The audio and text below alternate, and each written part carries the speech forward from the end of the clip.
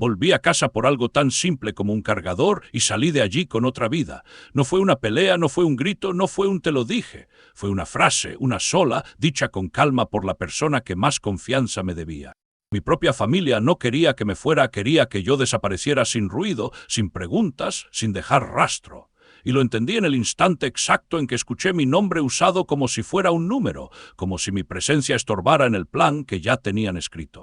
Hay humillaciones que duelen y otras que te borran. A mí me estaban borrando. No solo el respeto, también mi lugar, mi identidad dentro de esa casa. Yo era el que pagaba, el que resolvía, el que sostenía todo y aún así, en esa historia yo no era protagonista. Era el fondo, él mientras tanto, el hombre útil hasta que dejara de serlo, y cuando lo dejas de ser, te cambian como se cambia una contraseña. Si alguna vez te han mirado con cariño en público y te han traicionado en privado, dale like, no por mí, por ti. Porque ese dolor no se explica, se reconoce. Y suscríbete, porque lo que pasó después no fue una discusión de pareja ni un drama barato, fue una caída lenta, fría, legal y tan exacta que todavía me cuesta creer que yo fui capaz de hacerlo. Esa noche entendí lo más peligroso de la traición. No siempre llega con sangre, a veces llega con una sonrisa y un plan. Y lo que escuché me cambió para siempre, porque ese día no grité, no lloré, solo hice cuentas. Esa noche yo no me rompí, me desperté. Tenía 53 años cuando entendí que se puede vivir décadas dentro de una casa y aún así estar afuera. Me llamo Andrés Molina, trabajo como director financiero en una empresa de logística internacional en Valencia y durante más de 20 años hice lo que se supone que hace un hombre serio. Levantarme temprano, cargar con responsabilidades, pagar cuentas, resolver problemas y callarme cuando el cansancio pedía un grito. Construí estabilidad con la misma disciplina con la que se construye un edificio, ladrillo por ladrillo, sin exhibicionismo, sin quejas, con la idea simple de que la familia se sostiene, no se negocia. Por fuera, mi vida era la envidia de cualquiera. Una esposa elegante, correcta, siempre impecable en reuniones y fotos. Laura sabía sonreír como si nada pudiera tocarla. Aplaudía en el momento exacto, preguntaba lo justo, daba la imagen perfecta de mujer de. Nuestro hijo, Daniel, ya con 27, era educado, exitoso en apariencia, de esos que saludan con beso en la mejilla y llaman papá cuando hay gente mirando. Nadie notaba el detalle, o tal vez sí lo notaban y yo fui el único que decidió ignorarlo. En privado, las palabras eran más frías, los silencios más largos y las miradas, como si yo fuese un mueble caro que ya no combinaba con la decoración. Esa noche era una de esas noches diseñadas para brillar. Un restaurante alto, luces cálidas, vino caro, mesas amplias y camareros que se movían sin hacer ruido. Celebrábamos mi reconocimiento por 15 años de liderazgo en la empresa. Laura insistió en que fuera algo especial y Daniel dijo que invitáramos a unos cuantos conocidos para que se viera. Yo pagué todo sin pensarlo, como siempre. No porque me sobrara, sino porque para mí eso era amor, hacer que los demás estén cómodos aunque tú no lo estés. Al llegar, Laura saludó a todos con esa energía que nunca tenía conmigo en casa. Reía, tocaba brazos, contaba anécdotas en las que yo era una especie de sombra útil. Daniel se sentó a mi lado, pero su cuerpo miraba hacia el otro extremo de la mesa, donde estaban sus amigos. Yo hablaba y mis frases morían en el aire. Si preguntaba algo, la respuesta llegaba tarde o venía con esa cortesía sin alma que te hace sentir que molestas. Luego lo vemos, ahora no, no es el momento, y lo peor es que nadie lo decía con maldad abierta. Era peor, lo decían como si fuera normal que yo quedara fuera. Cuando pedimos, Daniel eligió platos caros sin mirarme. Laura pidió el vino más alto de la carta sin preguntar. Yo vi el número en el menú y lo tragué junto con el orgullo, porque ahí, delante de todos, yo era el hombre estable, el proveedor, el que puede. Y en cada gesto pequeño se repetía el mismo mensaje. Tú estás para pagar, no para opinar. Un camarero me preguntó por alergias y Laura respondió por mí sin siquiera mirarme, como si mi boca ya no fuera necesaria. Yo sonreí, asentí, dejé que pasara. Luego vinieron las fotos. Eso siempre viene. Daniel levantó el móvil, organizó a la gente, cuidó el encuadre. Papá, ponte aquí, que se vea el logo del restaurante, dijo, como si yo fuera una pieza que había que colocar para que la imagen saliera completa. Laura se acomodó el cabello y me agarró del brazo por primera vez en toda la semana, pero ese contacto no era cariño, era escenografía. En la pantalla nuestra familia parecía sólida. En la mesa yo me estaba quedando solo. En algún momento intenté hablar de algo que realmente me importaba. Mencioné un cambio grande en mi trabajo, una decisión que podía afectar nuestros planes del próximo año. Daniel ni levantó la vista. Laura me interrumpió con una sonrisa. «Ay, no empecemos con cosas aburridas hoy, sí». Hoy es para celebrar. La gente rió, yo también, por reflejo, sentí esa risa en la garganta como un vidrio que no termina de bajar. La cuenta llegó sin drama, como llega siempre. La tomé sin que nadie la ofreciera, y al hacerlo vi a Daniel mirar el reloj con impaciencia, no por mí, sino por su vida fuera de esa mesa. Laura ni siquiera dijo gracias, solo preguntó si podíamos pasar por un sitio después, ya que estamos.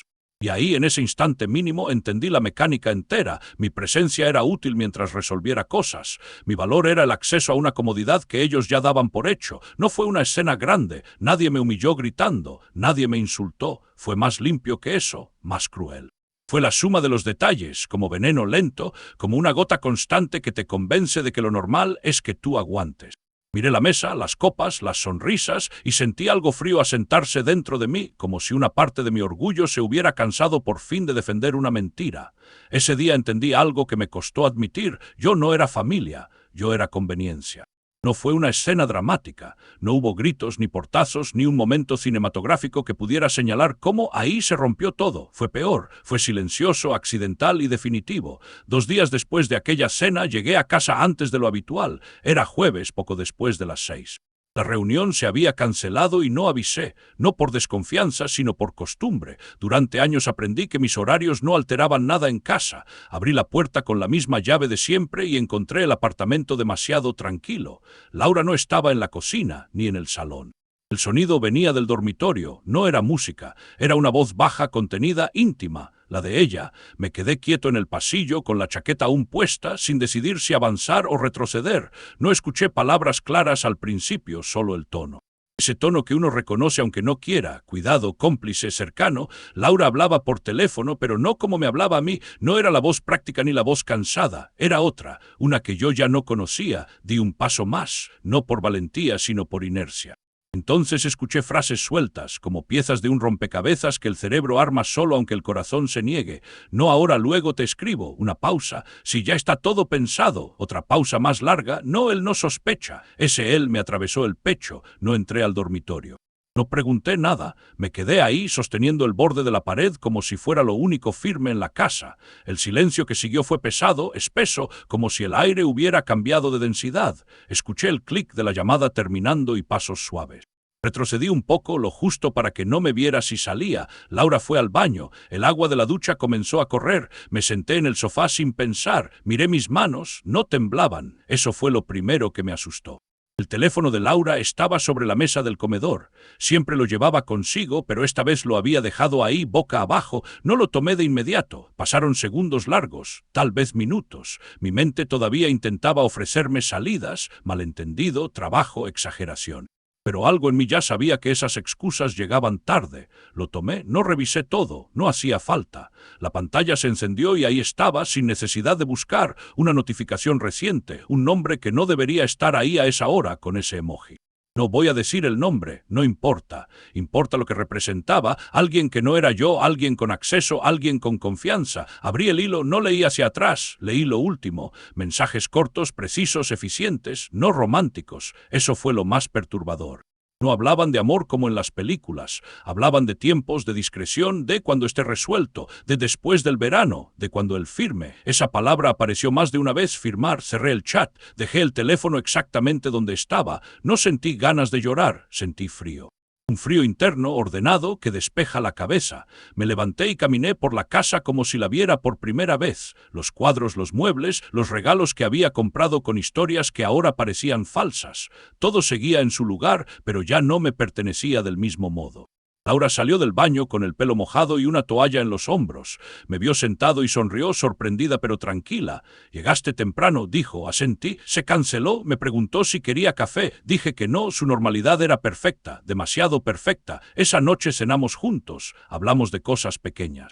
Ella me contó del día, yo escuché, la observé como se observa un mecanismo, buscando fallas, repeticiones, patrones. No la confronté, no porque fuera débil, sino porque entendí algo esencial: el que pregunta sin pruebas solo se expone. En la madrugada me levanté sin hacer ruido, fui al despacho. Abrí mi portátil, revisé cuentas, movimientos, correos antiguos que antes no me habían parecido importantes. No encontré una bomba inmediata, pero sí una línea clara, decisiones que no se tomaban conmigo, reuniones a las que yo no era invitado, conversaciones en las que mi nombre aparecía como una variable, no como una persona. Ahí apareció la segunda capa del golpe. No era solo otro hombre.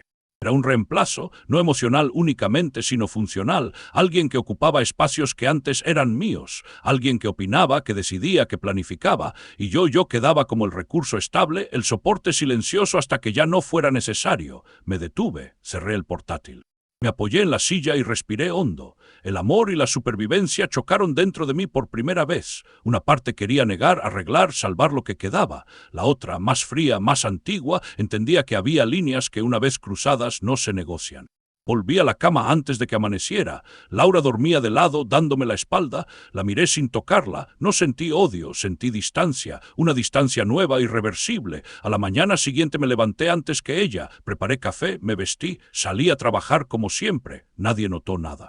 Eso también me dijo algo. Mi mundo podía romperse sin hacer ruido y el sistema seguiría funcionando. Ese día no me dolió. El dolor vino después. Primero llegó algo más peligroso: claridad, dirección. Porque cuando entiendes que ya no estás luchando por amor, sino por sobrevivir con dignidad, las reglas cambian. Y en ese cambio supe que nada volvería a ser igual. Dart Bahad Meina haya pelemuje direction mili. No la enfrenté. Ni ese día, ni la semana siguiente, ni siquiera cuando cada gesto suyo empezó a tener un doble fondo. No fue autocontrol heroico, fue algo más frío, más peligroso. Fue el momento exacto en que dejé de reaccionar y empecé a calcular. El primer cambio no fue visible. Nadie en casa lo habría notado. Yo seguía levantándome temprano, yendo al trabajo, regresando a la misma hora. Sonreía lo justo, contestaba lo necesario, pero por dentro algo se había apagado. No sentía rabia constante ni tristeza permanente. Sentía distancia. Como si hubiera dado un paso atrás y ahora observara mi propia vida desde fuera, con la misma atención con la que uno revisa un plano antes de construir o de demoler. Empecé por lo básico, entender exactamente dónde estaba parado. Una noche, mientras ella dormía, abrí el portátil y revisé cada cuenta, cada movimiento, cada firma. No buscaba culpables todavía, buscaba estructura. Durante años había confiado en la rutina, los pagos automáticos, los acuerdos verbales, la idea ingenua de que en casa todo está claro. No lo estaba. Había nombres, accesos y autorizaciones que ya no tenían sentido. Y lo más inquietante, había decisiones futuras tomadas sin mí. No cancelé nada de inmediato. Eso habría sido emocional. Me limité a documentar fechas, cantidades, responsables. Guardé capturas, descargué extractos, ordené carpetas. No para usarlo aún, sino para entender el mapa completo. Cuando terminas de revisar, no sientes alivio, sientes certeza, y la certeza pesa más que la duda. Luego vinieron los gestos simbólicos, pequeños, silenciosos, irreversibles. Cambié contraseñas que solo yo debía tener, actualicé beneficiarios, revisé pólizas. No borré nombres por venganza, sino por lógica. Algunas cosas no se discuten cuando la confianza ya no existe. Se corrigen, se blindan. Lo más difícil fue lo que no se ve en los documentos, el cambio mental. Durante días me sorprendí a mí mismo evaluando conversaciones como si fueran informes. Cada palabra que ella decía, cada plan que mencionaba, lo colocaba en una categoría: dato útil, ruido, posible riesgo. Me odié un poco por eso, porque amar y analizar no suelen convivir. Pero el amor ya estaba herido, y la supervivencia exige claridad. Dejé de preguntarme por qué, y empecé a preguntarme cómo. ¿Cómo se llegó hasta aquí? ¿Cómo se sostiene esto sin que yo esté en el centro? ¿Cómo se sale sin perderlo todo? Esas preguntas no buscan consuelo. Buscan salidas. Una tarde, mientras firmaba unos documentos en la oficina, me di cuenta de algo que terminó de cerrar el proceso. Firmaba con calma, con precisión, sin pensar demasiado, y entendí que llevaba tiempo viviendo así, siendo eficiente, confiable, funcional. En el trabajo me respetaban por eso. En casa me utilizaban, no por maldad explícita, sino porque yo había permitido que mi valor se midiera en estabilidad, no en presencia. Esa noche escribí una frase en una hoja y la guardé en un cajón. No era para nadie más que para mí. Cuando la gente deja de verte como persona, te conviertes en una ecuación. No hay afecto ahí, hay utilidad, y las ecuaciones se resuelven, no se suplican. A partir de entonces, cada decisión tuvo un filtro nuevo. Esto me expone o me protege, esto se basa en palabras o en pruebas. Dejé de confiar en promesas, empecé a confiar en evidencias. No confronté porque confrontar habría sido regalar información, y yo ya no estaba en modo confesión. Estaba en modo estrategia. Ella notó el cambio, aunque no supo nombrarlo. Me preguntó un par de veces si estaba cansado, si pasaba algo en el trabajo. Dije que sí, que era una etapa intensa. No mentí del todo, lo era, solo que la intensidad no estaba donde ella creía. Por dentro el proceso era limpio, casi clínico, no había gritos internos, no había fantasías de venganza, había preparación, porque cuando entiendes que la batalla no es emocional sino estructural, sabes que gana el que llega con los datos, no con las lágrimas. Ellos pensaron que yo me había resignado, que el silencio era derrota, que la calma era aceptación. No vieron las carpetas, ni las notas, ni los ajustes pequeños que estaban cambiando el tablero sin hacer ruido. Les pareció que había bajado la cabeza. En realidad estaba levantando el plano completo. Creyeron que yo había perdido. Cuando lo cierto es que apenas estaba empezando a planear. La ejecución no empezó con un golpe, ni con una escena dramática. Empezó con orden, con silencio, con una mesa limpia y documentos alineados como si fueran piezas de un mecanismo que al activarse no haría ruido pero lo derrumbaría todo. Durante semanas reuní cada prueba como quien arma un expediente quirúrgico. Nada emocional, nada impulsivo, fechas verificables, registros bancarios cruzados, correos electrónicos descargados con metadatos intactos. Contratos, accesos, autorizaciones que nunca debieron compartirse. No buscaba castigo inmediato, buscaba inevitabilidad, que cuando llegara el momento no hubiera espacio para negaciones ni relatos alternativos. El siguiente paso fue delegar, no porque no pudiera hacerlo solo, sino porque la justicia bien hecha necesita distancia. Un abogado especializado en derecho patrimonial y corporativo revisó cada carpeta sin levantar la voz. Un asesor financiero auditó movimientos con precisión fría. No les conté la historia completa, no hacía falta. Los datos hablaban mejor que cualquier desahogo. Cuando ambos coincidieron en algo, supe que estaba listo. El colapso no sería escandaloso, sería técnico. La confrontación fue calculada para ser pública sin ser teatral. Una reunión formal, un contexto donde nadie pudiera levantar la voz sin quedar expuesto. No entré primero, dejé que hablaran. Dejé que intentaran controlar el relato como siempre lo habían hecho. Escuché excusas suaves, explicaciones incompletas, medias verdades envueltas en un tono razonable. No interrumpí, esperé. Cuando fue mi turno no hice acusaciones, hice referencias, abrí una carpeta, luego otra, leí fechas, mostré cifras.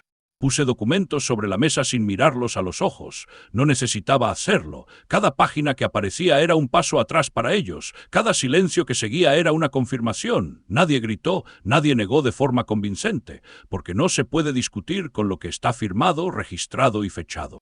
La caída fue rápida, pero no caótica. Primero la reputación, preguntas incómodas, dudas que ya no podían apagarse con carisma. Luego el dinero, cuentas congeladas, acuerdos revisados, beneficios suspendidos mientras se aclaraban situaciones que en realidad ya estaban claras. El poder se evaporó sin un solo empujón. Como suele pasar cuando estaba sostenido solo por confianza ajena. Yo no celebré, no era una victoria emocional, era un restablecimiento de equilibrio. Mientras otros intentaban salvar la imagen, yo recogía mis cosas con calma, firmé lo necesario, dejé constancia de todo, no añadí adjetivos. No conté mi versión más allá de los hechos. La verdad, cuando está bien documentada, no necesita adornos. La reacción llegó después. Llamadas, mensajes, intentos tardíos de diálogo, promesas de arreglo, arrepentimientos formulados cuando ya no había margen. No respondí, no por orgullo, sino por coherencia. El momento de hablar había pasado, ahora tocaba asumir. El efecto dominó hizo el resto. Donde antes había seguridad apareció el vacío, donde había acceso surgieron puertas cerradas, donde se ejercía influencia solo quedó silencio incómodo, todo sin un solo escándalo público, sin una sola frase elevada de tono. La justicia más dura no es la que humilla, es la que deja a cada uno frente a las consecuencias exactas de sus decisiones. Esa noche volví a casa y me senté en una habitación que ya no sentía como escenario de traición, sino como espacio recuperado. No había euforia. Había paz, una paz extraña, casi austera, pero real. Dormí sin repasar conversaciones, sin imaginar respuestas que ya no hacían falta. Dormí sabiendo que no había dejado cabos sueltos. Ellos pensaron que el silencio era debilidad. No entendieron que el silencio, cuando va acompañado de pruebas, es precisión. Me creyeron frágil porque no levanté la voz, y no vieron venir el derrumbe porque confundieron calma con rendición. Me consideraron débil solo porque estuve callado. Pasaron varios meses. No hubo música de fondo ni un después espectacular. El tiempo avanzó como siempre lo hace, en silencio. Yo seguí adelante sin anuncios ni explicaciones públicas. Cambié de rutina, de casa, de números de contacto, no para huir, sino para respirar. Por primera vez en mucho tiempo, mis días no estaban diseñados alrededor de mantener una imagen, sino alrededor de mantenerme en pie. La soledad llegó, pero no como castigo, llegó como espacio, un espacio limpio donde ya no había que justificar ausencias, ni cargar culpas ajenas, ni traducir silencios incómodos. Me levantaba temprano, trabajaba con foco, comía sin prisa. Nadie me pedía nada que no quisiera dar. Nadie esperaba de mí más de lo que yo decidiera ofrecer. Descubrí que la estabilidad no siempre viene acompañada de compañía y que eso no la hace menos valiosa. Las consecuencias para los demás no fueron inmediatas, pero fueron constantes. Decisiones mal tomadas tienden a cobrar su precio con paciencia. No me alegré de verlas llegar, pero tampoco las detuve. Cada uno siguió el camino que había elegido, con menos atajos y más peso. Yo no añadí palabras, no corregí versiones. Dejé que el tiempo hiciera lo que siempre hace cuando ya no se le miente. Hubo noches tranquilas y otras más largas, momentos en los que la memoria insistía en volver no para hacer daño, sino para preguntar. Pude hacerlo distinto, di demasiado, confundí entrega con obligación.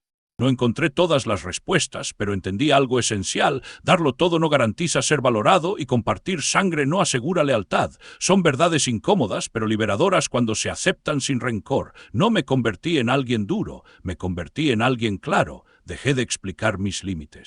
Dejé de negociar mi dignidad. Aprendí que el respeto propio no se defiende gritando, sino eligiendo con cuidado a quién se le abre la puerta. La victoria, si puede llamarse así, no fue ver caer a otros, sino no caer yo. Hoy vivo con menos ruido y más dirección. No presumo de lo que superé, no uso mi historia como arma, la guardo como recordatorio, porque hay batallas que no se ganan demostrando fuerza, sino preservando identidad, y hay pérdidas que, aunque duelen, despejan el camino. Antes de cerrar, te dejo una pregunta sincera. ¿Tú habrías hecho lo mismo o habrías seguido dando todo por miedo a quedarte solo? Te leo en los comentarios. Si este tipo de historias te hacen pensar y sentir, suscríbete y quédate. Aquí no idealizamos la traición ni glorificamos la venganza. Hablamos de decisiones, consecuencias y silencios que cambian vidas, porque a veces perderlo todo no es el final. A veces es la única forma de encontrarte de verdad.